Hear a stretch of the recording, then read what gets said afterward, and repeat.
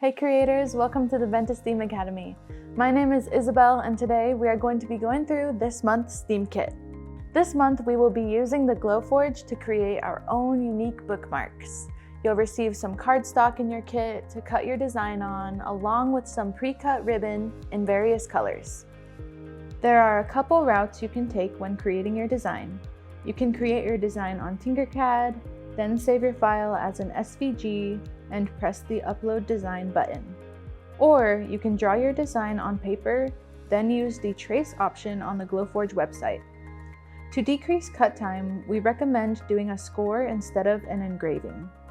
If you end up choosing score or engrave, make sure to do a separate scan of a circle for the ribbon hole and select Cut. Another tip is to tape down the edges of your bookmark so the inside fan doesn't blow the cardstock around inside the crumb tray. Once your design is cut, feel free to decorate your bookmark with paint, stickers, colored pencils, or whatever calls to you.